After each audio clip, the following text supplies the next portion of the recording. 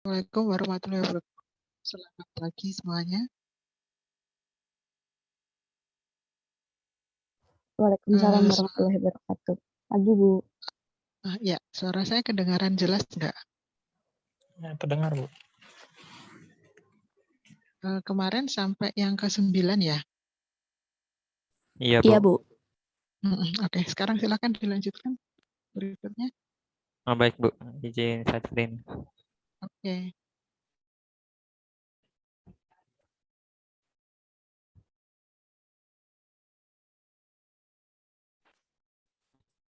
Apakah sudah terlihat PPT-nya? Terlihat. Sudah.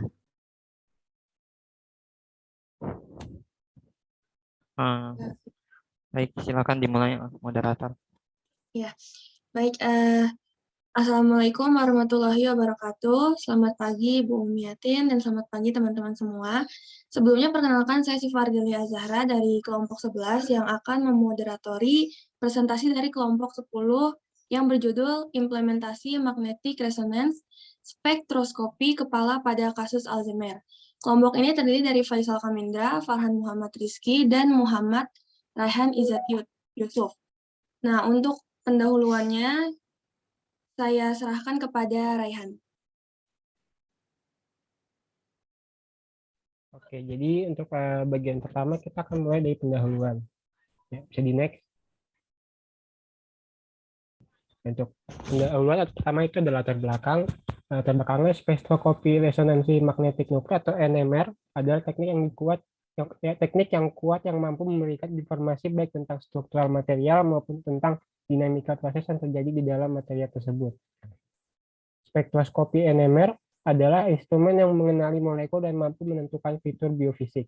Kegunaan utama NMR di puskesmas adalah untuk mendapatkan gambaran anatomi tubuh dengan menggunakan magnetic resonance imaging atau MRI. MRI dalam hubungannya dengan spektroskopi NMR memiliki banyak aplikasi di klinik dan biomedis. Pencitraan resonansi magnetik atau magnetic resonance imaging atau MRI merupakan salah satu pemeriksaan diagnostik dalam ilmu kedokteran khususnya radiologi yang menghasilkan gambaran potongan tubuh manusia dengan menggunakan medan magnet dan tanpa menggunakan sinar X sebagai radiosid pengion. Nah, pesawat MRI dikategorikan berdasarkan jenis medan magnet dan kekuatan medan magnet yang dihasilkan, yang dinyatakan dalam sebuah satuan Tesla. Ya, bisa di next. Oke, untuk selanjutnya ada bagian tujuan. Tujuan yang pertama itu agar mahasiswa mengetahui apa itu penyakit Alzheimer. Yang kedua, agar mahasiswa mengetahui prinsip magnetic resonance spektroskopi. Yang ketiga, agar mahasiswa mengetahui aplikasi magnetic resonance spektroskopi. Yang keempat adalah agar mahasiswa mengetahui pengaplikasian spektroskopi resonansi magnetik pada penyakit Alzheimer. Ya, next. Ya, untuk slide berikutnya saya kembalikan lagi ke moderator. Baik, terima kasih Raihan. Untuk bagian 2 pembahasan akan dibawakan oleh Faisal. Kepada Faisal dipersilahkan. Baik, terima kasih, Syifa. Jadi di pembahasan ini kita akan mengulas tentang definisi MRS, Magnetic Resonance Spectroscopy, dan prinsip kerjanya, aplikasinya penyakit Alzheimer, serta spektroskopi resonansi magnetik pada penyakit Alzheimer. Jadi definisi di sini ada definisi MRS. MRS itu adalah prosedur yang tersedia pada MRI scanner klinis yang dapat memberikan informasi klinis yang relevan pada jenis penyakit seperti tumor, gangguan metabolisme, dan penyakit sistemik. MRS biasanya digunakan untuk melihat metabolit jaringan seperti liver, prostat, breast, dan paling sering digunakan pada otak. Output MRS adalah kumpulan dari beberapa peak yang masing-masing mewakili unsur kimia metabolit otak dari suatu area yang dipilih. Kumpulan beberapa peak tersebut membentuk spektrum yang perlu dilakukan interpretasi untuk dapat menegakkan diagnosis. Lalu ada prinsipnya. Jadi pada prinsipnya itu magnetic resonance spectroscopy atau MRS mencatat dan mengevaluasi sinyal dari metabolit jaringan atau metabolic peak yang dihasilkan oleh frekuensi shift dalam satuan parts per million ppm. Magnetic resonance spectroscopy in vivo dapat dilakukan dengan cara mengeksitasi proton pada atom hidrogen 23 natrium dan fosfor.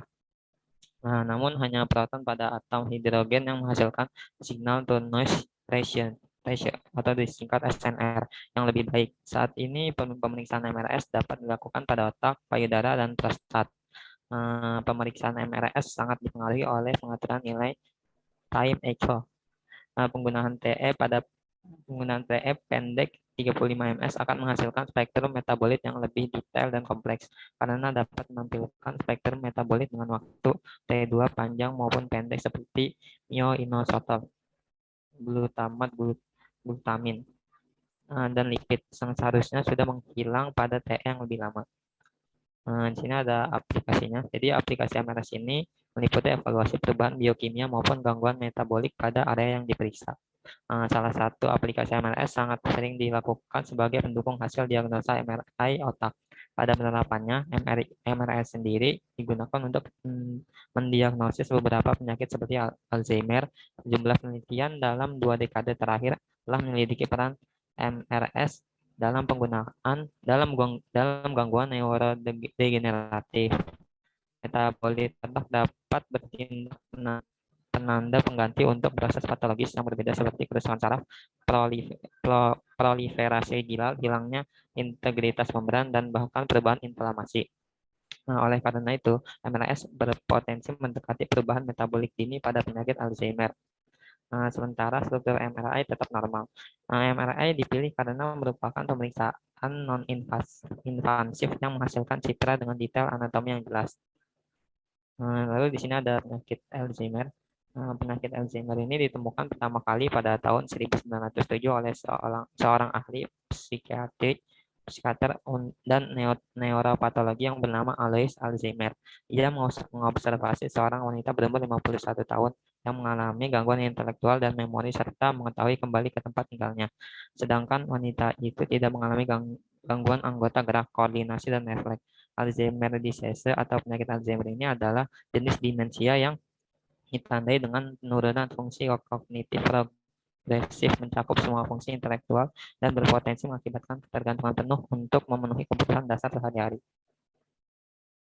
Lalu ini aplikasinya pada aplikasi spektroskopi resonansi magnetik pada penyakit Alzheimer. Pada pengaplikasiannya, pasien penderita Alzheimer diberikan penjelasan terkait suara bising dan lamanya pemeriksaan, mengingat bahwa keadaan umum pasien dalam kasus Alzheimer merupakan penurunan kemampuan kognitif dan kehilangan daya ingat.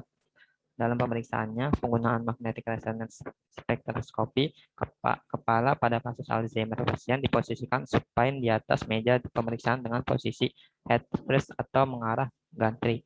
Menggunakan head coil, lakukan landmark di daerah nation di kepala pasien agar menghasilkan gambar yang simetris kedua lengan di samping tubuh dari pasien.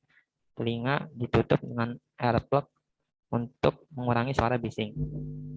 Berikut adalah hasil scan MRI pada bagian otak. Ini bagian samping, ini bagian belakang. Dan ini ada grafik MRS-nya pada penyakit Alzheimer. Baik, analisisnya. Berdasarkan gambar di slide sebelumnya, spektroskopi mampu dijadikan salah satu cara dalam pemeriksa menunjang untuk klinis dalam memperkuat diagnosis demensia Alzheimer dan nilainya akurat secara fungsional. Spektroskopi mempunyai kelebihan dan keunikan tersendiri dalam menampilkan data, yaitu berupa grafik analisa metabolit jaringan antara lain N-asetil aspartate, kolin, kreatin, dan fosfokreatin, myoinositol, laktat, lipid, glutamat. Pada kasus demensia Alzheimer, metabolit yang paling mempengaruhi adalah myoinositol.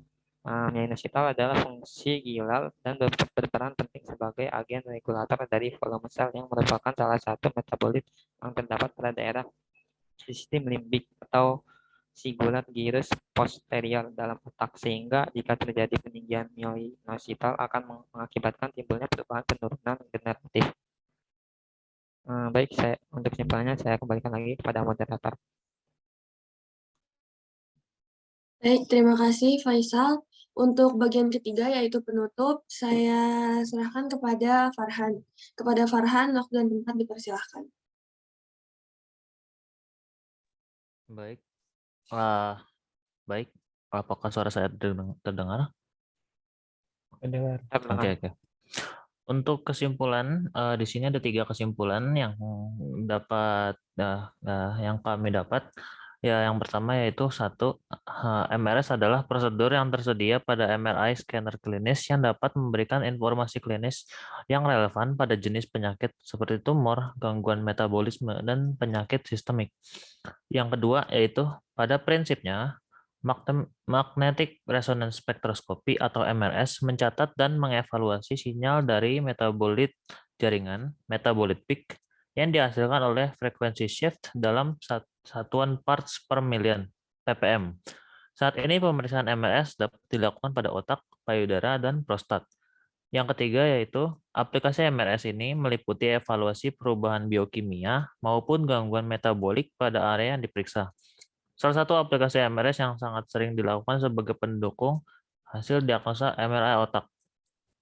Pada penerapannya, MRI sendiri digunakan untuk mendiagnostik beberapa penyakit seperti Alzheimer.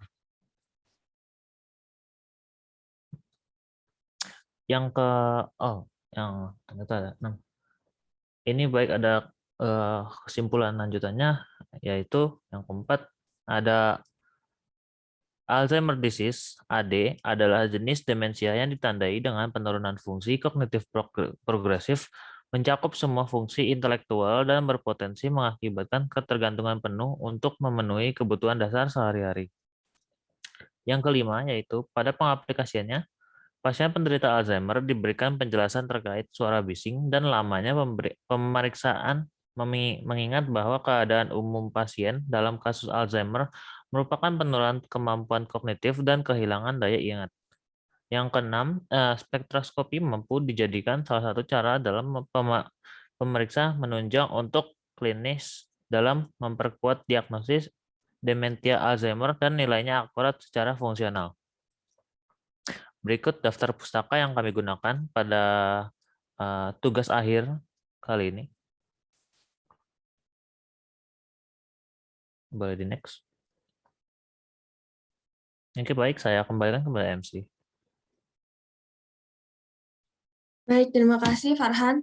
Nah, sekiranya tadi adalah presentasi dari kelompok 10. Bagi teman-teman yang ingin bertanya, silahkan untuk mengajukan pertanyaan di kolom chat atau boleh langsung on mic.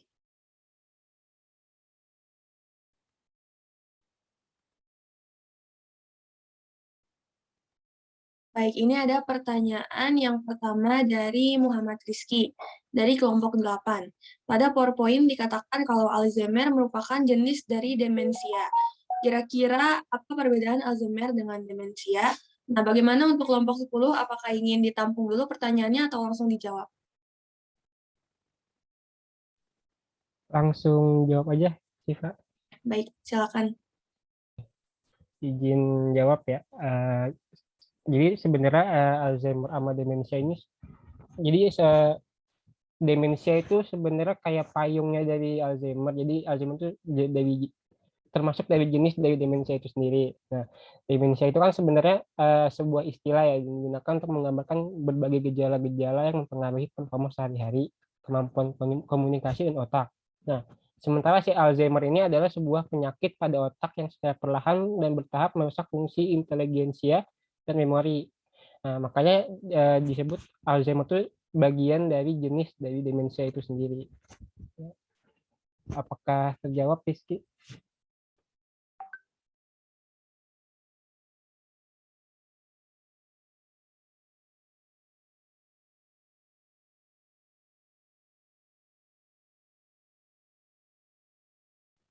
Baik, terima kasih Rizky atas pertanyaannya.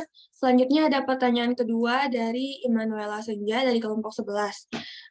Pertanyaannya yaitu apa yang membuat teknik MRS lebih unggul dibandingkan dengan teknik MRI?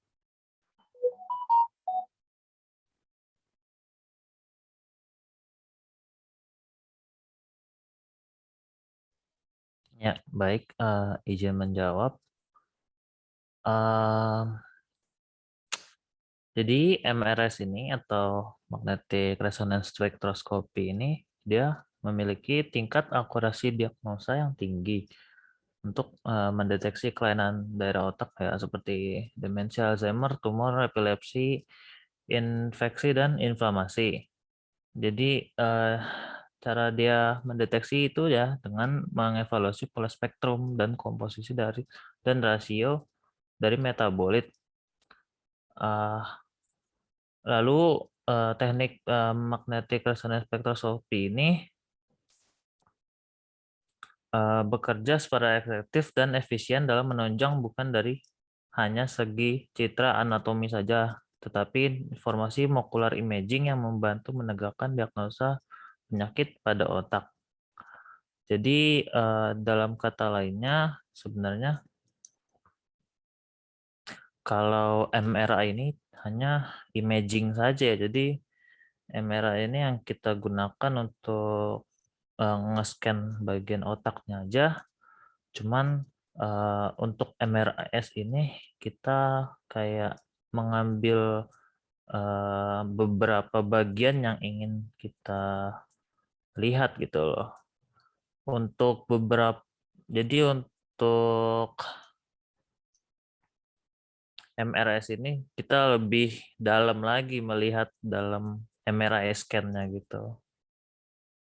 Jadi kalau untuk Alzheimer nanti diperiksa apa sih namanya yang tinggi bagian mana aja gitu yang tinggi di grafiknya gitu.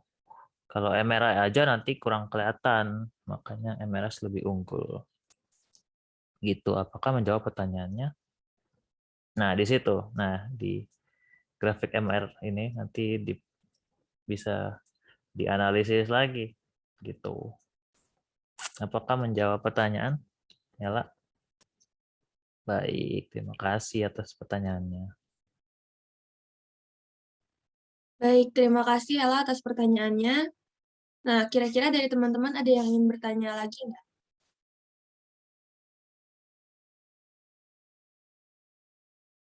Baik, sepertinya sudah cukup ya. Sekian dari kelompok 10. Terima kasih bagi teman-teman yang sudah bertanya dan sudah memperhatikan. Wassalamualaikum warahmatullahi wabarakatuh. Waalaikumsalam warahmatullahi wabarakatuh. Masukan dari saya untuk kelompok 10 ya, makalahnya saya lihat masih general banget ya. Seharusnya kelompok 10 ini mampu menjelaskan mengenai prinsip dasar magnetic resonance itu seperti apa. Jadi kalau kamu tahu prinsipnya, kemudian jelaskan dengan gambar, dengan persamaan matematisnya, bagaimana terjadinya magnetic resonance, nanti kamu bisa membedakan MRI seperti apa, MRS seperti apa. Gitu kan, itu tujuannya kan berbeda kan. Kalau MRS lebih detail lagi, MRI itu citra aja. Nah, tolong dijelaskan kalau saya tanya sekarang magnetic resonance itu apa? Bisa dijawab nggak?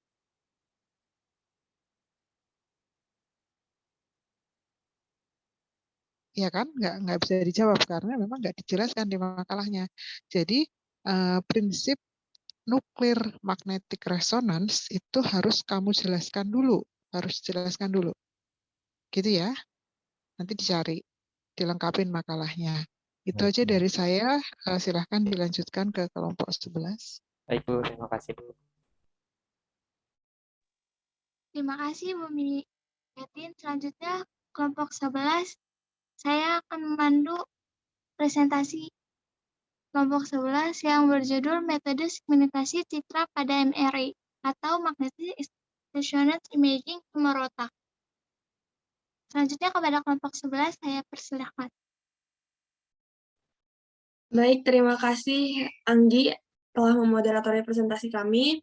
Jadi untuk presentasi kali ini kami akan menjelaskan mengenai metode segmentasi citra pada MRI atau Magnetic Resonance Imaging tumor otak. Boleh di next? Nah, untuk anggota kelompok 11 sendiri terdiri dari yang pertama ada Hernanda Khairia Putri, kemudian ada Immanuela Senjadi Febriani, dan ada Sifarlia Zahra atau saya sendiri. Boleh di next? Nah, untuk bab 1 pendahuluan. Boleh di next, operator? Latar belakang. Perkembangan dunia medis sekarang ini tidak dapat dipisahkan dari perkembangan teknologi informasi. Perkembangan teknologi sangat berkaitan dengan dunia kedokteran, di mana dapat mempermudah dokter dalam melihat informasi dari suatu citra yang ada, seperti yang dilakukan pada citra pap smear untuk ekstraksi sel inflamasi dan pendeteksi nukleus. Pengolahan citra dilakukan dengan memproses citra masukan untuk mendapatkan hasil berupa citra yang sesuai dengan kebutuhannya. Tujuan utama dari teknik pengolah citra adalah untuk mengenali citra atau objek yang sedang dipertimbangkan agar lebih mudah divisualkan. Penggunaan citra digital di dalam dunia medis menjadi sangat penting untuk mempermudah analisa dan diagnosa penyakit yang memiliki resiko tinggi jika dilakukan secara manual dalam memperoleh informasinya. Teknologi citra medis seperti magnetic resonance imaging atau MRI, CT scan, dan radiografik digunakan untuk mendapatkan analisa dan diagnosa dari suatu penyakit tertentu. Slide next. Nah, ini adalah lanjutan dari latar belakang. Magnetic resonance imaging atau MRI adalah teknik pencitraan medis yang digunakan dalam radiologi untuk memvisualisasikan struktur internal secara rinci. Alat ini menghasilkan kontras yang baik sehingga berguna pada pencitraan otak, otot, jantung, dan kanker dibandingkan dengan teknik pencitraan medis yang lain seperti computed tomografi atau CT atau sinar X. Salah satu penerapan teknologi tersebut adalah untuk mendeteksi bagian otak manusia. Penerapan diagnosis terhadap penyakit tumor otak menjadi salah satu jenis pendeteksian penyakit yang memanfaatkan teknologi dan mendapat banyak perhatian dari peneliti. Jadi next. Nah, ini adalah tujuan dari pembuatan makalah kami. Dalam makalah metode segmentasi citra MRI tumor otak, terdapat beberapa tujuan, yaitu yang pertama, dapat mengetahui definisi citra digital. Yang kedua, dapat mengetahui definisi MRI atau magnetic resonance imaging. Yang ketiga, dapat mengetahui definisi tumor otak. Yang keempat, dapat mengetahui implementasi dan pengaplikasian dari MRI. Kemudian yang kelima, dapat mengetahui tahap pengolahan citra digital. Dan yang terakhir, dapat mengetahui kekurangan metode segmentasi citra MRI pada tumor otak. Jadi next. Nah, selanjutnya adalah bab 2, yaitu pembahasan yang akan dibawakan oleh rekan saya, yaitu Ella. Baik, terima kasih Siva. Pada bab 2 ini akan ada beberapa penjelasan. Yang pertama, tentang citra digital. Citra digital ini adalah citra yang dinyatakan dalam kumpulan data digital dan dapat diproses oleh komputer. Akuisisi citra digital dilaksanakan dengan menggunakan berbagai piranti digital. Contohnya ada gambar awan diperoleh melalui kamera digital, lalu ada citra artikel koran diperoleh melalui alat pemindai atau scanner. Kemudian ada citra tanda tangan diperoleh melalui pena cahaya atau light pen, dan ada sel-sel tanaman diperoleh melalui melalui mikroskop. Citra di dalam komputer disusun atas sejumlah piksel, yang mana piksel tersebut dapat dibayangkan sebagai sebuah titik. Di setiap piksel mempunyai koordinat yang dinyatakan dalam bentuk Y dan X, dengan Y sebagai baris dan X sebagai kolom. Pada umumnya, koordinat pojok kiri atas dinyatakan dengan 0,0. Maka dengan demikian, jika suatu citra berukuran M baris dan N kolom, atau biasa dinyatakan sebagai M kali N, koordinat piksel terbawah dan terkanan berada di koordinat M-1 dan N-1. Lalu ada beberapa tahapan dalam pengolahan citra digital. Yang pertama ada pre-processing, adalah suatu tahapan awal yang dilakukan untuk memperbaiki citra agar dapat mempermudah analisis citra sebelum citra tersebut diolah lebih lanjut. Contohnya ada rotation, scaling, dan filtering. Lalu yang kedua ada contrast enhancement, adalah sebuah teknik yang digunakan untuk meningkatkan kontras citra. Dengan melakukan proses ini akan menghasilkan citra dengan intensitas terbaik agar informasi citra dapat diterima dengan baik. Lalu yang ketiga ada threshold, yang merupakan salah satu teknik yang digunakan untuk mengsegmentasi citra. Teknik ini dikonversikan citra gray level ke citra bilevel atau binary. Dengan menerapkan teknik threshold pada suatu citra skala abu-abu, bagian background akan berubah menjadi warna hitam dan bagian foreground berubah menjadi warna putih, sehingga daerah hasil segmentasi dapat terlihat lebih jelas. Lalu yang keempat ada fitur extraction, yang merupakan suatu proses untuk mengekstraksi nilai fitur atau informasi dari suatu objek pada citra yang telah disegmentasi dengan tujuan agar dapat dibedakan dengan objek lainnya. Hasil dari ekstraksi fitur dari suatu citra kemudian akan dijadikan nilai masukan pada tahap identifikasi atau klasifikasi untuk dapat mengidentifikasikan jenis citra tersebut. Dan terakhir ada metric and centricity calculation, yang merupakan suatu cara untuk mengekstraksi fitur suatu objek pada citra berdasarkan bentuk objek tersebut.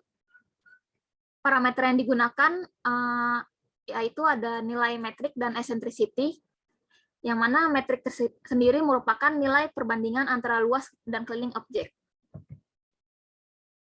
Lalu ada penjelasan mengenai MRI atau Magnetic Resonance Imaging. MRI ini ditemukan pada tahun 1969 oleh Raymond V. Damadian untuk melihat struktur tubuh manusia. MRI mampu memproduksi citra yang berkualitas, tetapi tidak menggunakan radiasi ion. Teknik penggambaran MRI relatif kompleks karena gambaran yang dihasilkan tergantung pada banyak parameter.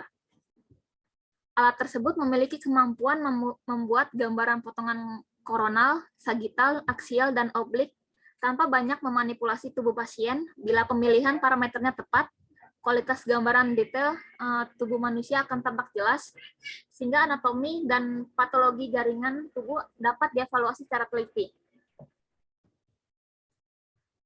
Lalu penjelasannya adalah Magnetic Resonance Imaging atau MRI adalah suatu alat yang diagnostik mutakhir untuk memeriksa dan mendeteksi tubuh dengan menggunakan medan magnet yang besar dan gelombang frekuensi radio tanpa operasi, penggunaan sinar X ataupun bahan radioaktif yang menghasilkan rekaman gambar potongan penampang tubuh atau organ manusia dengan menggunakan medan magnet berkekuatan antara 0,064 sampai 1,5 Tesla, yang dimana 1 Tesla sama dengan 1000 Gauss, dan resonansi getaran terhadap inti atom hidrogen.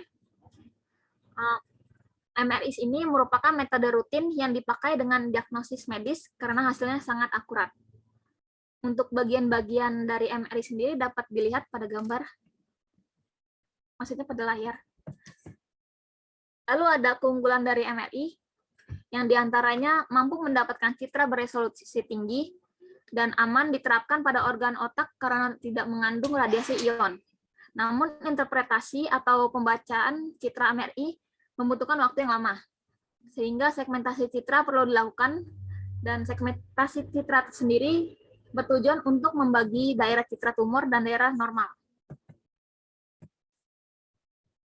Lalu tentang tumor otak. Penyakit tumor otak ini adalah pertumbuhan sel otak yang abnormal di dalam atau di sekitar otak secara tidak wajar dan tidak terkendali. Untuk tumor otak ini dibagi menjadi 2 jenis. Yang pertama ada tumor otak primer dan sekunder. Untuk tumor otak primer merupakan pertumbuhan sel yang tidak normal dan tidak terkontrol yang berasal dari sel otak itu sendiri. Di sini ada beberapa jenisnya dari tumor otak primer, yaitu ada glioma, ada meningioma, ada medulloblastoma, dan untuk tumor sekunder, ini merupakan tumor yang menyebar ke otak dari kanker tubuh bagian lain. Ada anaplasia yang merupakan cara pertumbuhan sel tumor, di mana semakin rendah derajat anaplasia mengindikasikan pertumbuhan tumor lebih lambat. Sedangkan pakar radiologi mengidentifikasikan tumor otak berdasarkan apakah tumor tersebut jinak atau ganas, dan asal tumor tersebut berasal dari mana tumbuhnya.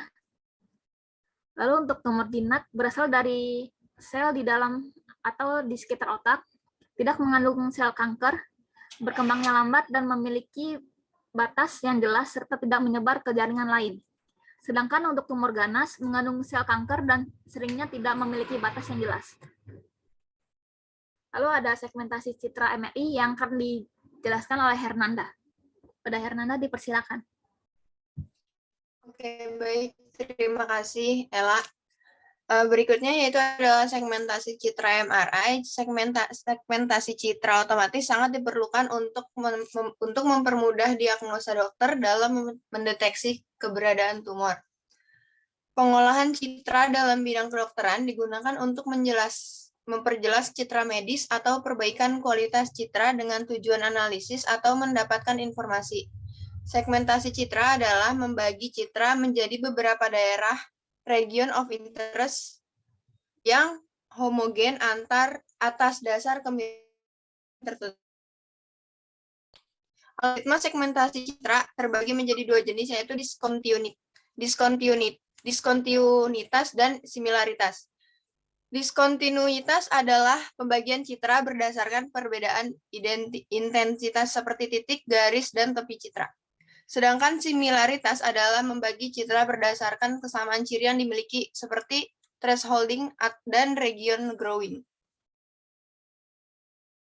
Ya, boleh di next. Lalu berikutnya adalah metode dari segmentasi citra. Dibagi menjadi dua, yaitu ada berdasarkan kebutuhan interaksi dan berdasarkan teknik-tekniknya.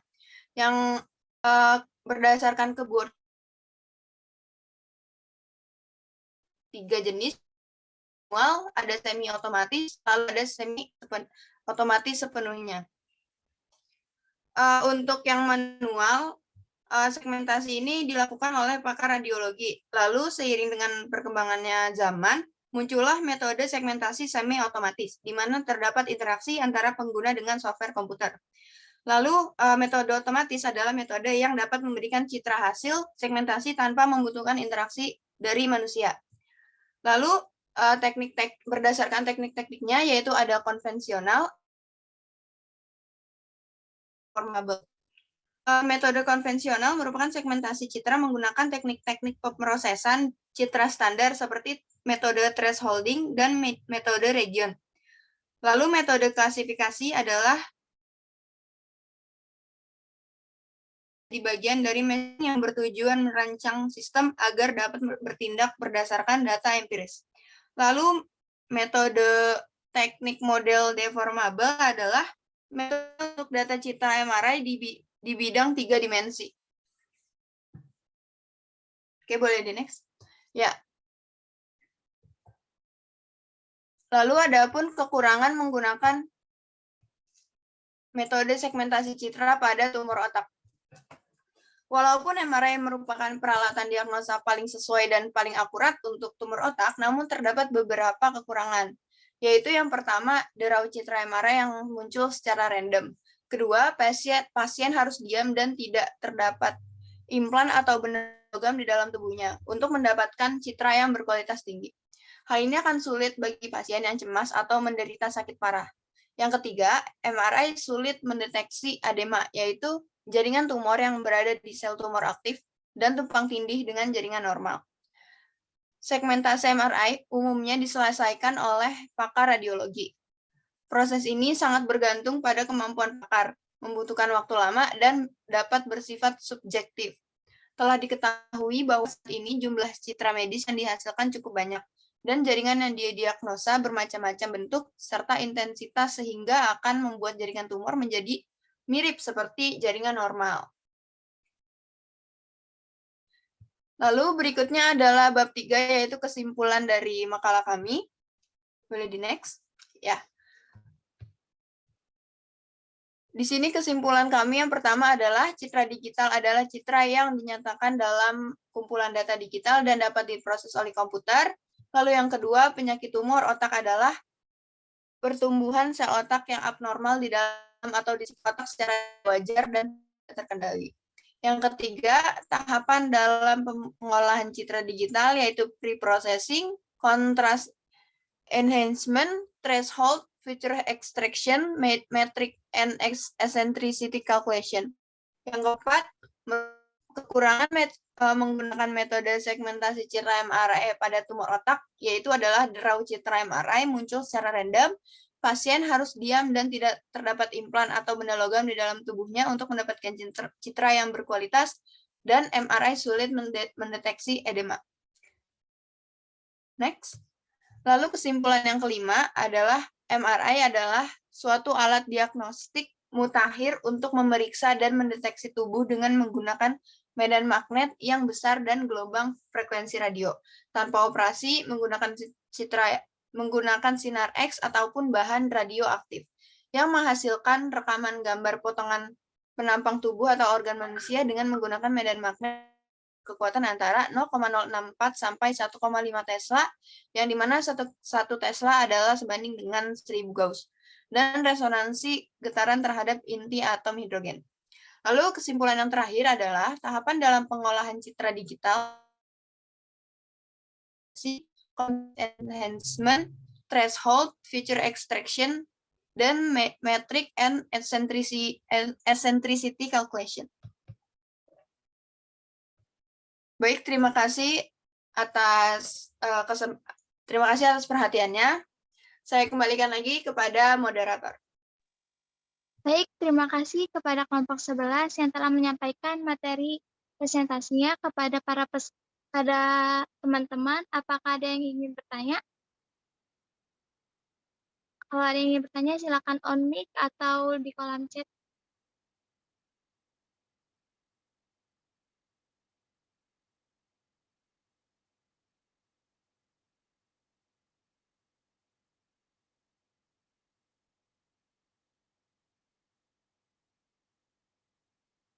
Baik, ada yang bertanya dari kelompok 12 dari Ambar Putri Antika. Ingin bertanya, apakah MRI aman digunakan untuk perekaman organ otak dan perekaman deteksi tumor otak? Kepada kelompok 11, apakah ingin dijawab atau ingin ditampung terlebih dahulu?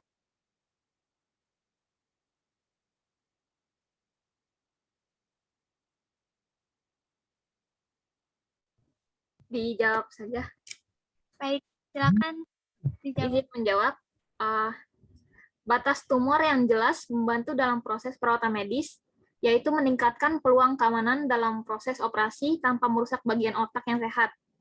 Selain itu, hasil pemindaian dengan MRI terdiri dari beberapa bagian gambar 2D, sehingga membuat para radiologi dan tenaga medis harus melakukan pemeriksaan setiap bagian secara terpisah.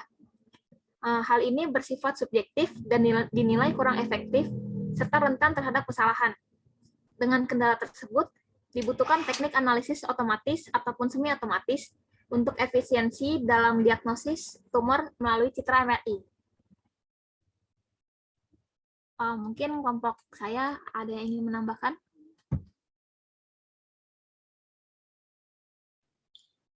Izin menambahkan, apakah suara saya terdengar?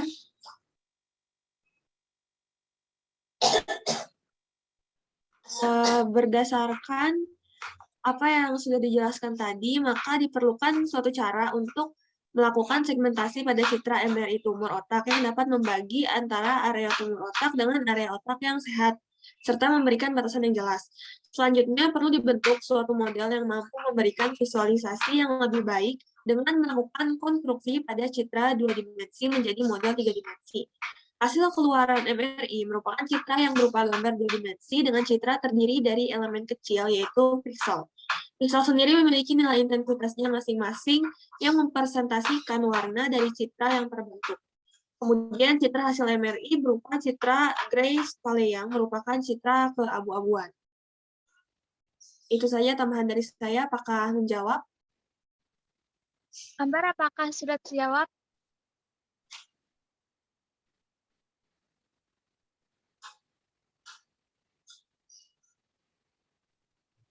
Maaf, itu Baik. untuk pertanyaannya Rizky tadi. Selanjutnya iya. Selanjutnya ada pertanyaan dari Muhammad Rizky dari kelompok 8.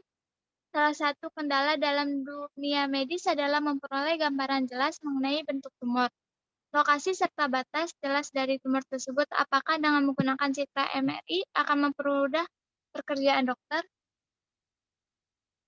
Kepada kelompok 11 ingin dijawab atau ditampung terlebih dahulu? Langsung dijawab saja. Baik, silakan. Ya, saya izin menjawab untuk pertanyaan dari Rizky. Batas tumor yang jelas membantu dalam proses perawatan medis, yaitu untuk meningkatkan peluang keamanan dalam operasi tanpa merusak bagian.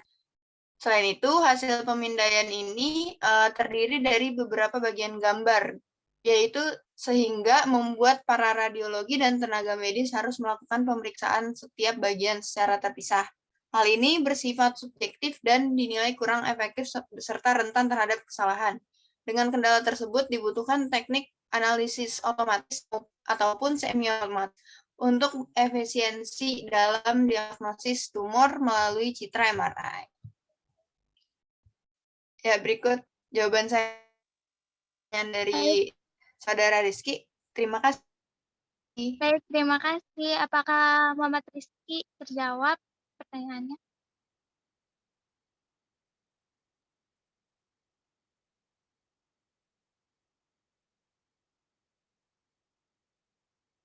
Oke, selanjutnya saya kembalikan lagi kepada Bu Umi. Terima kasih kepada teman-teman dan kelompok 11 yang telah mempresentasikan dan yang sudah menjawab pertanyaan.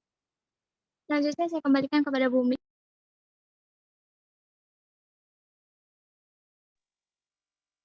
Terima kasih moderator. Ini topiknya cukup banyak yang memilih ini ya. Jadi masukan saya udah cek makalahnya. Itu pembahasan di konsep dasarnya itu kurang. Seperti tadi saya di kelompok sebelumnya, kalau saya tanya, bagaimana sih sebenarnya kok bisa diberikan stimulus magnetik, kemudian dia bisa menghasilkan citra gitu ya. Bagus di makalahnya dia kelompok ini sudah membahas mengenai bagaimana tahapan-tahapan pengolahan citra digital. Ada tahap preprocessing dan seterusnya. Nah, kalau saya tanya lagi, gimana sih saya tanya nih, yang dimaksud dengan resonansi itu apa? Coba di salah satu menjawab di hari kelompok 11. Resonansi apa yang kalian pahami?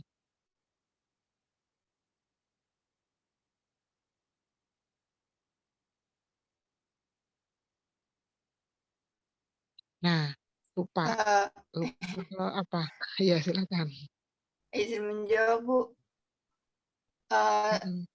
Resonansi itu saat ini, Bu, sistem mampu menyimpan dan mudah meneliti antara penyimpanan yang berbeda. Gimana? Coba diulangin, putus-putus suaranya. Proses saat sistem itu mampu menyimpan dan mudah mentransfer energi. Seperti itu. Yang lain ada yang bisa menjelaskan? Resonansi itu apa sih? Peristiwa yang dinamakan resonansi.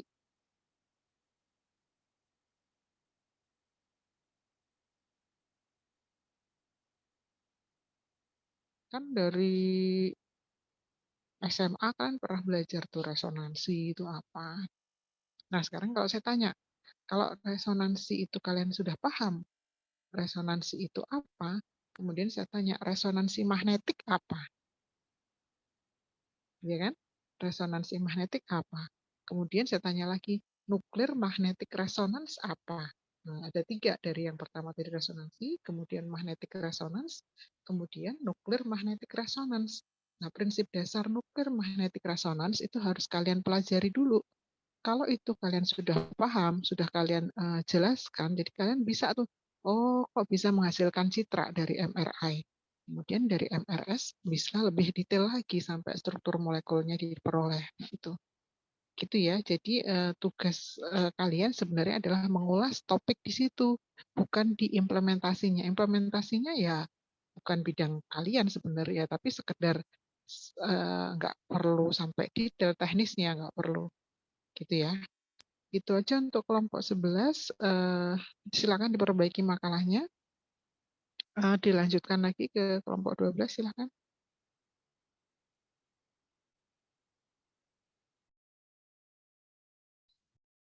Baik, Bu, terima kasih atas masukannya, Bu. Baik, terima kasih kepada Bu Umi atas kesempatannya. Saya Samstina dari kelompok 13, izin memoderatori presentasi dari kelompok 12 yang berjudul Pemisahan Magnet untuk Pengolahan Limbah. Adapun anggota kelompok dari kelompok 12 yaitu ada Ambar Putri Atika, Pamuji Rahayu Putri, dan Anggia Kasapitri. Dan kepada kelompok 12, waktu dan tempat dipersilahkan. Baik, terima kasih moderator atas kesempatannya. Sini saya akan menjelaskan bagian pertama yaitu pendahuluan. Pada perkembangan industri yang semakin pesat bukan hanya memberi dampak yang positif terhadap kehidupan manusia, akan tetapi juga memberi efek negatif terhadap lingkungan, khususnya lingkungan perairan. Kemajuan industri ini tidak seimbang antara proses pengolahan limbah pada industri tersebut dengan limbah yang dihasilkannya sehingga terjadi pencemaran lingkungan yang sangat berbahaya. Sebagian besar limbah tersebut, khususnya limbah pewarna sintetis, sulit terurai secara alami atau biodegradasi. Namun untuk limbah berbahaya bagi lingkungan termasuk limbah yang mengandung bahan radioaktif, maka penanganannya dan pengolahannya memerlukan teknologi khusus. Teknologi magnet, teknologi elektromagnetik, dan sistem kemagnetan digunakan pada kegiatan industri, misalnya untuk pemisahan bahan logam, non-logam, senyawa organik, dan petrokimia, pencegahan korosi dan kerak, perubahan tegangan antarmuka, kristalisasi, dan lain-lain. Sistem magnet dan elektromagnetik banyak diteliti dan dikembangkan untuk pengolahan limbah berbahaya termasuk bahan radioaktif atau nuklir. Belakangan ini, polemik tentang limbah terutama bahan nuklir makin terasa. Di satu sisi, manfaat bahan nuklir untuk berbagai bidang seperti industri, energi, medis, dan pertanian telah dapat dibuktikan. Di sisi lain, masyarakat masih trauma dengan risiko dan akibat yang ditimbulkan pada limbah yang dihasilkan, terutama ketika terjadi insiden kecelakaan. Adapun tujuan dari pembahasan kami yaitu yang pertama, memenuhi tugas mata kuliah fisik magnet, yang kedua mengetahui peranan pemisahan magnet untuk pengolahan limbah, yang ketiga mengetahui keunggulan pemisahan magnetik, dan yang keempat berbagi wawasan kepada pembaca. Untuk selanjutnya pembahasan akan dibacakan oleh rekan saya Ambar Putri Atika. Saya persilahkan. Baik, terima kasih Uji. Selanjutnya di sini ada pembahasan. Yang pertama itu ada sejarah dan definisi magnet. Magnet atau magnet adalah suatu benda yang mempunyai suatu medan magnet. Kata magnet ini berasal dari bahasa Yunani, magnetis litos yang berarti batu magnesian. Magnesia adalah nama sebuah desa kecil di Yunani yang kini bernama Manisa. Di wilayah ini tergantung batu magnet yang sudah ditemukan sejak zaman dulu. Pada saat ini materi magnet bisa ditemukan dalam wujud magnet tetap atau magnet tidak tetap. Magnet dapat dibuat dari bahan besi, baja, dan campuran logam, serta telah banyak dimanfaatkan untuk industri otomotif dan lainnya. Sebuah magnet terdiri atas magnet-magnet kecil yang memiliki arah yang sama, tersusun teratur. Magnet-magnet kecil ini disebut magnet elementer. Pada logam yang bukan magnet, magnet elementernya mempunyai arah sembarangan atau tidak teratur, sehingga efeknya saling meniadakan, yang mengakibatkan tidak adanya kutub-kutub magnet pada ujung logam. Setiap magnet memiliki dua kutub, yaitu utara dan selatan. Kutub magnet adalah daerah yang berada pada ujung-ujung magnet dengan kekuatan magnet yang paling besar berada di kutub-kutubnya. Next. Selanjutnya di sini ada magnet separation. Magnet separator merupakan pemisahan secara fisik untuk partikel dengan perbedaan permeability dan susceptibility. Berdasarkan tiga cara, yaitu kekuatan tarikan magnet, gravitasi, friksi, dan inertial. Fit ke magnetic separator terpecah menjadi dua atau lebih komponen. Jika separator digunakan untuk memproduksi magnet konsentrat, dapat digunakan paramagnetik atau diamagnetik. Pemisahan menggunakan magnet bergantung pada besarnya daya magnet dari bahan yang dipisahkan. Efisiensi dari pemisahan menggunakan magnet dapat dilihat dengan adanya recovery dan tingkat magnetic concentrate. Alat ini terdiri dari pelai yang dilapisi dengan magnet yang berada di sekitar arus listrik. Alat pemisah fase padat-padat ini memiliki prinsip kerja yaitu melewatkan suatu bahan atau material campuran padatan yang mengandung logam dan padatan yang tidak mengandung logam pada suatu bagian dari magnetic separator yang diberi medan magnet.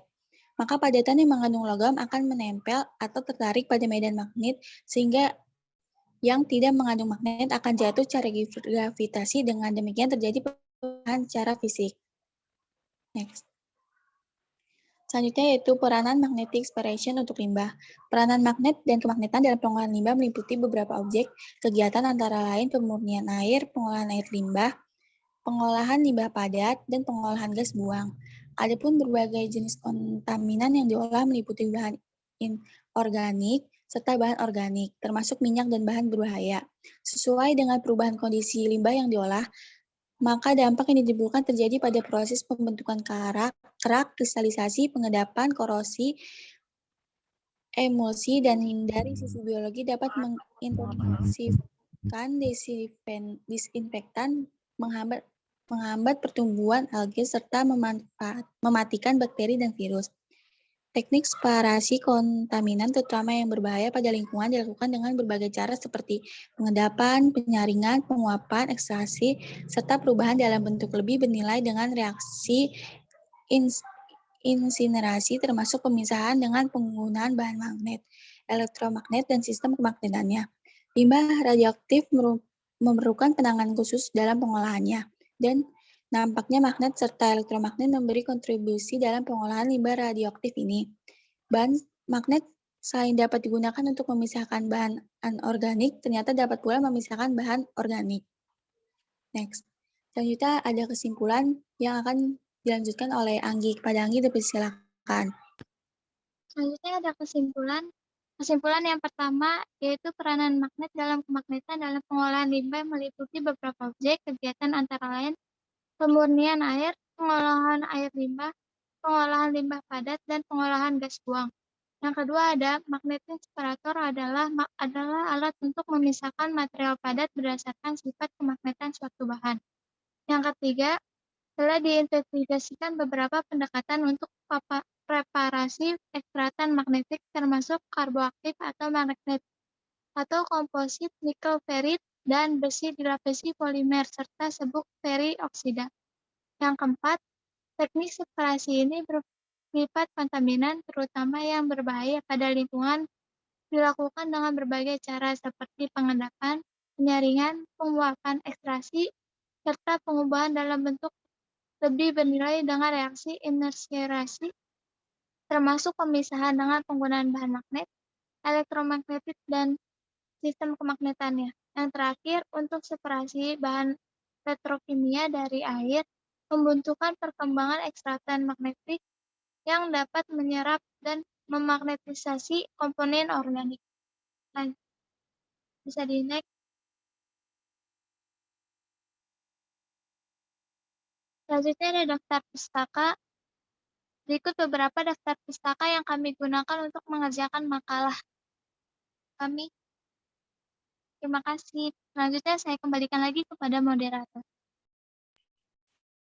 Baik, terima kasih kepada kelompok 11. Selanjutnya pada sesi diskusi kepada teman-teman yang ingin bertanya bisa ditulis di kolom chat. Kepada kelompok 12, apakah pertanyaannya ditampung dulu atau langsung dijawab?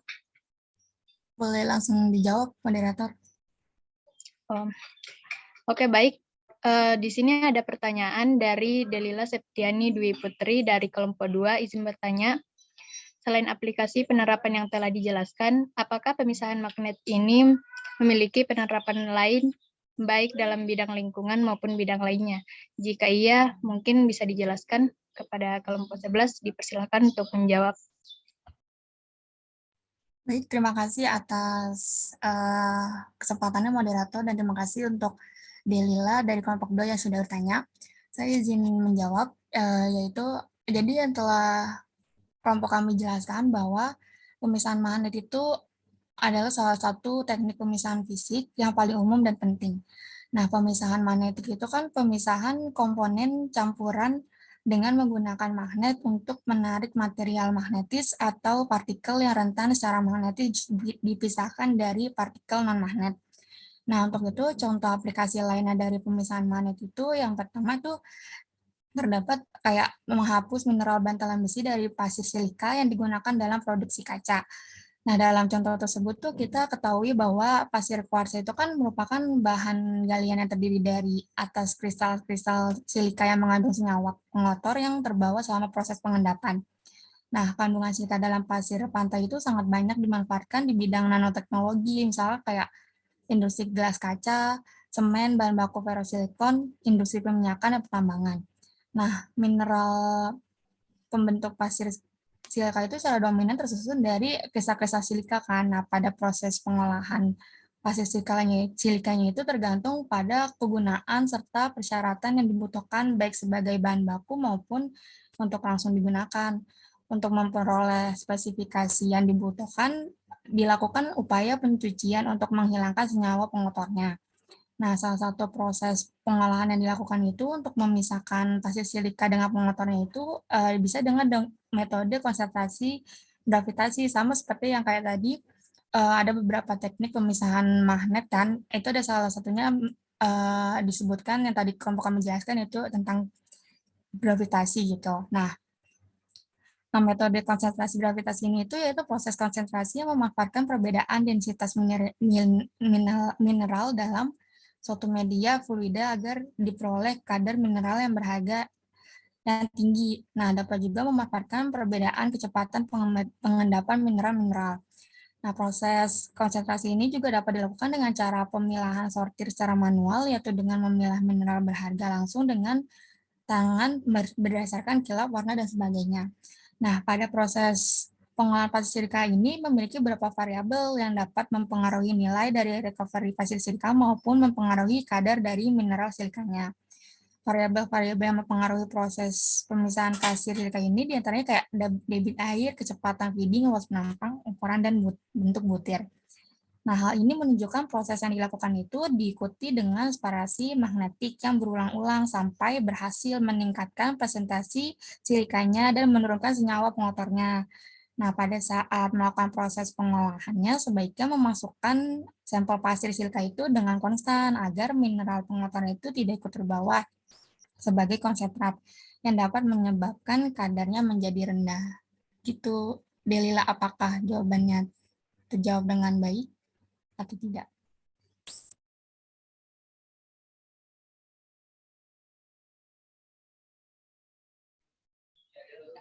Kepada Delila, apakah terjawab? Oh, terjawab dengan baik, terima kasih. Selanjutnya kita ke pertanyaan dari Immanuela Senjadwi Febriani dari kelompok 11. Izin bertanya, apakah keunggulan dari proses daur ulang dengan pemisahan magnet ini? Kepada kelompok 12, silakan menjawab. Ya baik, terima kasih atas pertanyaannya dari kelompok 11. Saya Ambar izin menjawab. Jadi keunggulan dari proses pemisahan dengan magnet di proses pengolahan limbah ini yaitu bisa mengurangi penggunaan listrik dibanding teknologi coil atau kumparan yang bersifat resistan. Juga dapat dibawa menggunakan free magnet, karena hal ini penting untuk pembersihan di suatu tempat secara berkala.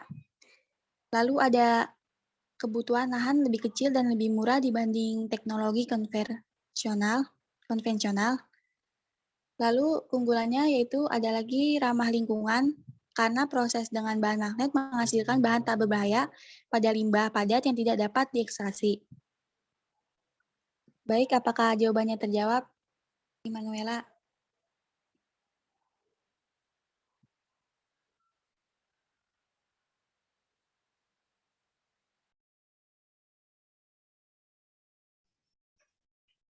Bagaimana, Ella?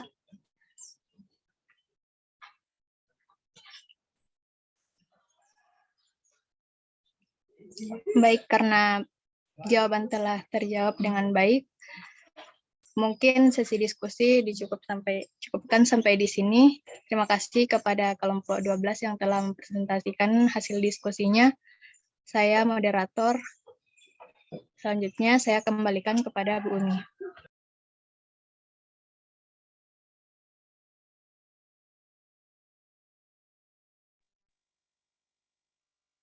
Baik, terima kasih moderator. Untuk kelompok 12 ini prinsipnya sama ya, separasi berdasarkan sifat magnetiknya ya. Kalau di kita itu Bu Widya yang banyak melakukan riset di bidang ini, baik itu untuk pemurnian air atau limbah yang lain gitu ya. Nanti tadi kan berdasarkan sifat-sifat magnetiknya nanti dilakukan separasi gitu ya, separasi limbahnya. Apakah hanya berlaku untuk logam atau bisa yang lain? Nah, itu tolong dibahas juga di makalahnya. Gitu ya. Itu aja untuk kelompok 12, masukan dari saya, diperbaiki lagi makalahnya. Kita lanjutkan ke kelompok 13, silakan.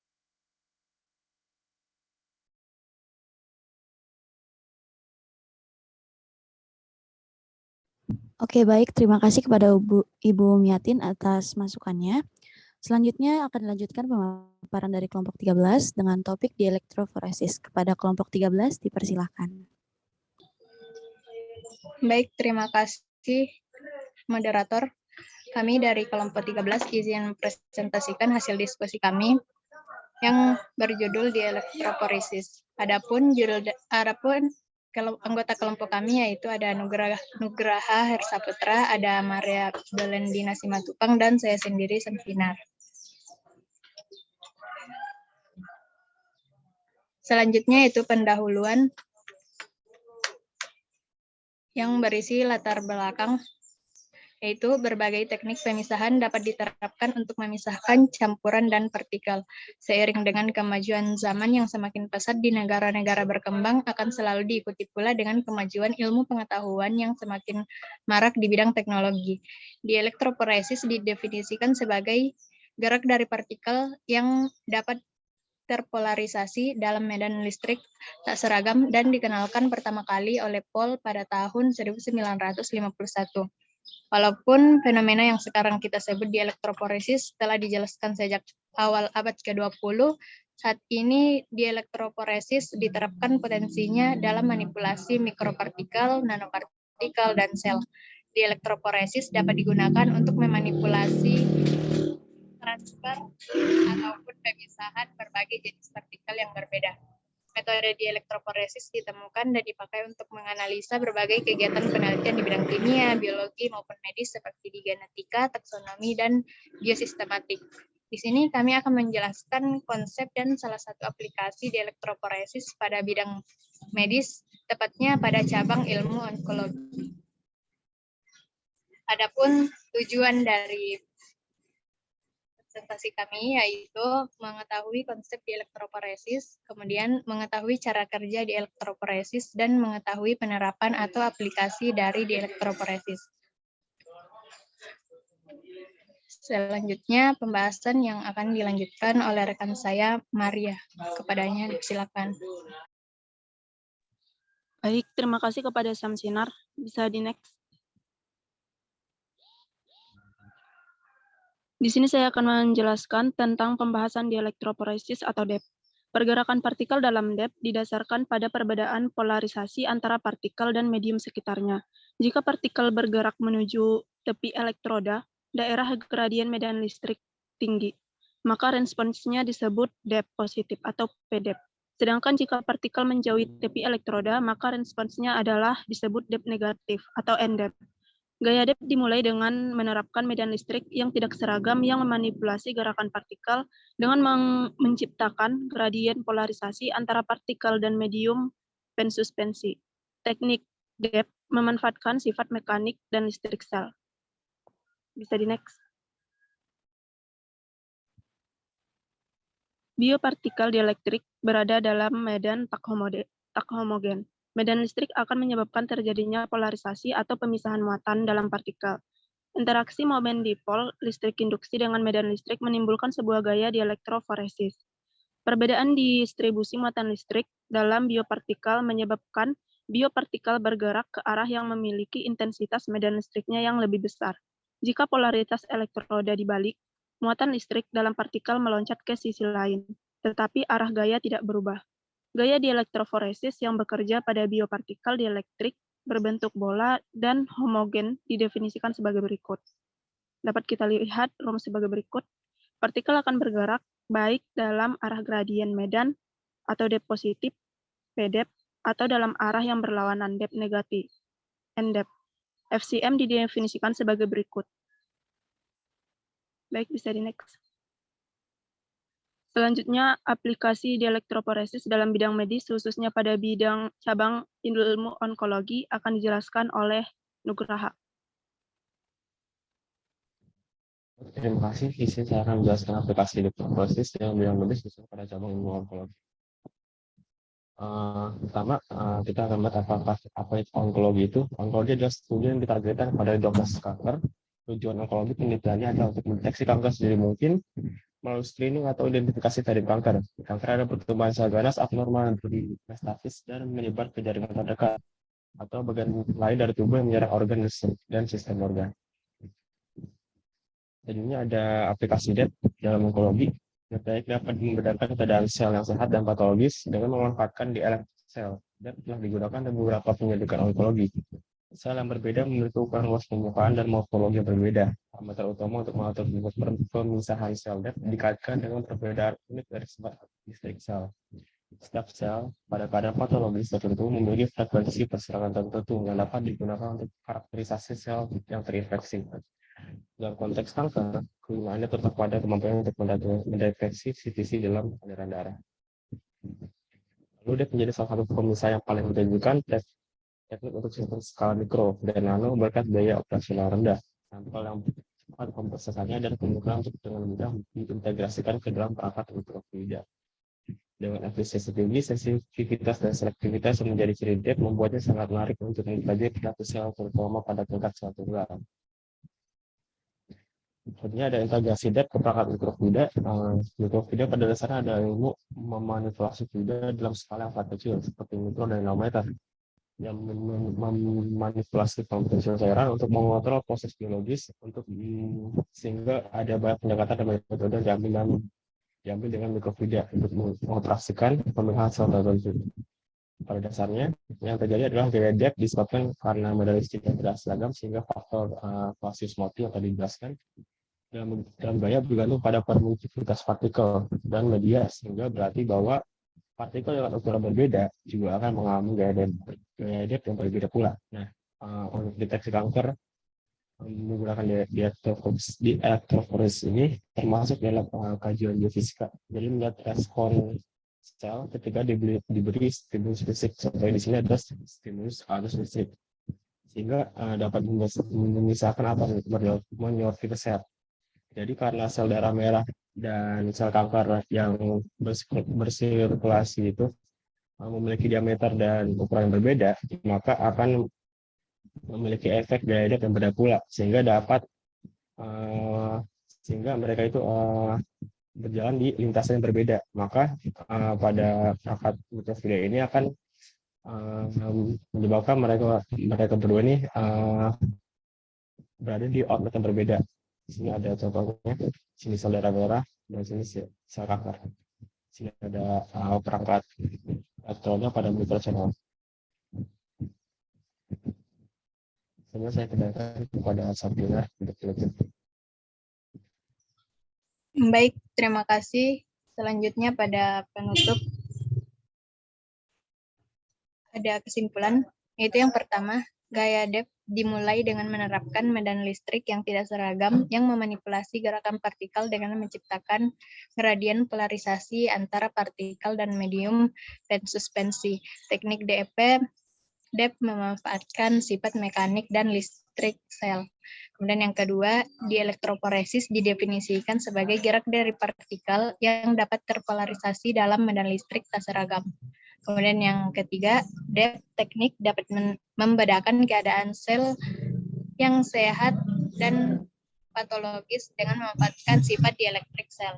Kemudian yang terakhir ada DET digunakan untuk memanipulasi, mengangkut, memisahkan, dan menyortir berbagai jenis partikel. Baik, terima kasih. Saya kembalikan kepada moderator.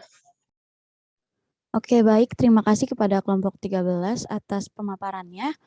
Selanjutnya yaitu sesi tanya-jawab atau sesi diskusi kepada teman-teman yang sudah memiliki pertanyaan. Mungkin boleh ditulis pertanyaannya di kolom chat atau bisa langsung on-mic aja. Oke, udah ada pertanyaan dari Faisal. Untuk kelompok 13, mau ditampung dulu atau langsung dijawab?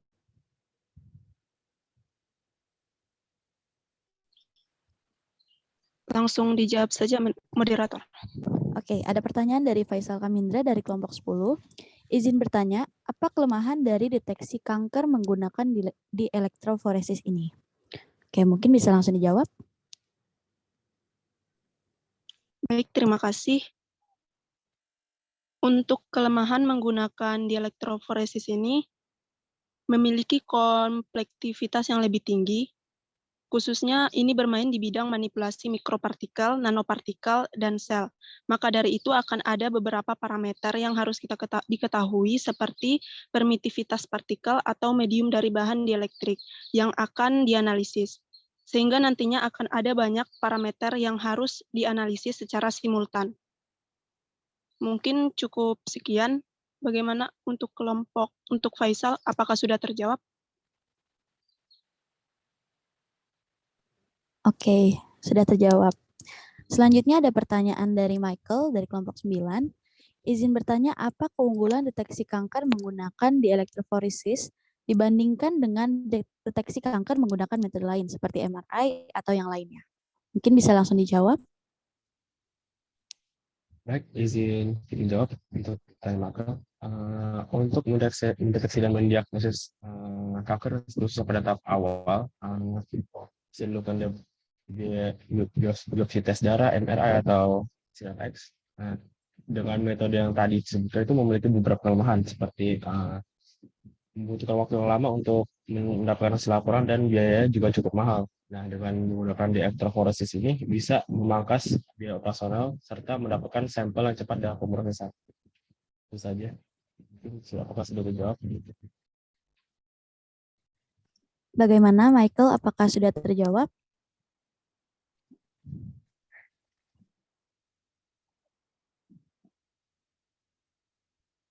Oke, sudah terjawab ya. Baik, karena sudah ada 2 penanya dan keterbatasan waktu, sesi diskusi ini kita cukupkan saja terlebih dahulu dan terima kasih kepada kelompok 12 atas pemaparannya. Selanjutnya saya kembalikan kepada Ibu Umi.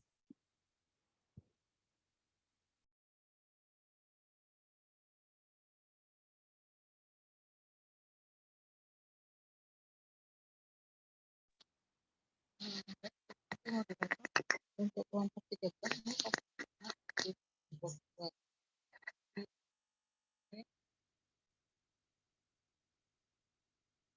dari dielektroforesis, kalian mampu menjelaskan dulu bagaimana polarisasi pada bahan dielektrik itu. Polarisasi pada bahan dielektrik itu kan ada polarisasi ion, polarisasi atomik, polarisasi molekul. Nah, kalau dalam sel ini, dalam kaitan untuk pemisahan sel, berarti kan polarisasinya pada tingkat molekul. Tentu lebih kompleks lagi dibandingkan polarisasi atomik maupun polarisasi ionik. Kenapa begitu? Karena molekul itu kan susunannya lebih banyak gitu ya. Nah, kalau kita bicara sel, ini kan dipakai untuk sel sortir gitu ya. Itu kategorinya atau sel itu kan bisa misalnya dia lebih bermuatan positif, lebih bermuatan negatif. Nah, seperti itu. Kalau diberikan medan listrik luar, nanti responnya akan berbeda-beda. Dari responnya tadi nanti bisa diklasifikasikan. Nanti kelompok 13 tolong diperbaiki makalahnya. Kemudian dari presentasi yang 15 kelompok ini sebenarnya saya memilih 2 kelompok yang nanti saya challenge.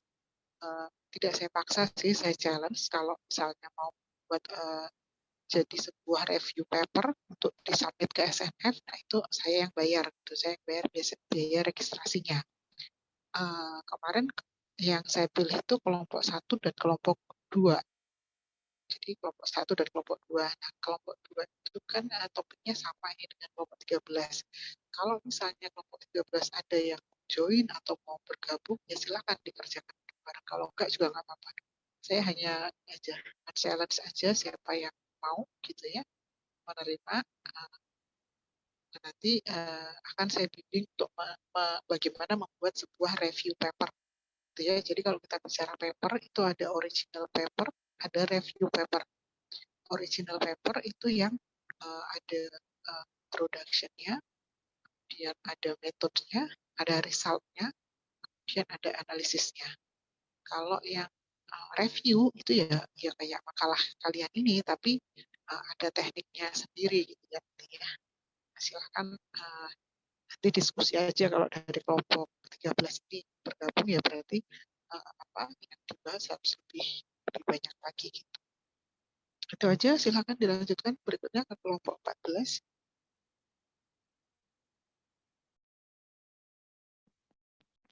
Izin masuk, Bu.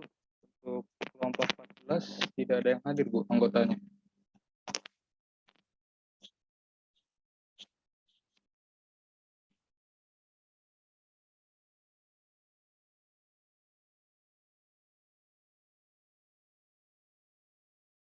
Kelompok 14 nggak ada. Iya. Kelompok 15 ada. Sampai 14 kelompok aja, Bu. Yang 14 aja. Oke, berarti udah selesai ya? Iya. Yang 14 tidak ada yang hadir anggotanya. Sudah kami hubungi, Bu. Berarti hanya 13 ini berarti yang tadi terakhir ya? Iya. Baik, jadi itu aja yang tadi saya sampaikan, termasuk mungkin nanti kelompok 1 kan kemarin bahasanya apa itu ya, kalau misalnya ada yang lain yang mau bergabung nggak apa-apa, tapi harus lebih luas lagi kajiannya itu ya, terkait yang tadi saya minta untuk submit ke SNF. Nah itu kalian sekarang kan semester 4. Kalau kalian sudah pernah membuat satu pengalaman bagaimana sih mengikuti seminar, kemudian bagaimana membuat sebuah artikel, nah itu akan sangat bagus sekali nanti kalau untuk di tahap-tahap berikutnya. Itu aja dari saya, berarti dengan berakhirnya sesi presentasi 13, berakhir juga mata kuliah listrik magnet pada semester ini. Saya pribadi minta maaf kalau selama saya mengampu mata kuliah ini masih banyak kekurangan, masih banyak kesalahan. Mudah-mudahan sedikit dari saya itu bisa men-challenge kalian untuk belajar lebih baik lagi, dan di akhir sesi mata kuliah ini kan kita banyak melakukan namanya case-based learning gitu ya. Case-based learning itu kalian mempelajari topik-topik yang terkini tadi, meskipun baru sedikit, setidaknya membuka wawasan kalian bahwa ternyata luas sekali implementasinya. Tuh. Kemudian ada yang ingin disampaikan kepada saya? Silakan.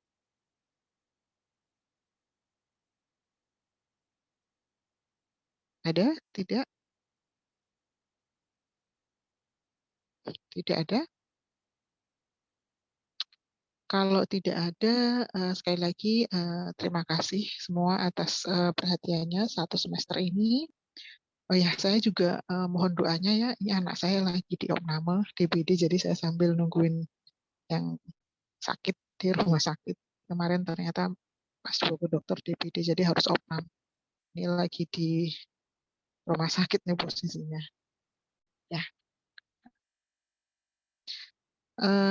Baik, itu aja. Mudah-mudahan sedikit dari saya bermanfaat untuk kalian. Terima kasih atas perhatiannya. Mohon maaf atas kurang lebihnya. Assalamualaikum warahmatullahi wabarakatuh. Waalaikumsalam warahmatullahi wabarakatuh. Terima kasih, Bu. Terima kasih, Ibu anaknya. Terima kasih. Terima kasih, Bu. Terima kasih, Bu.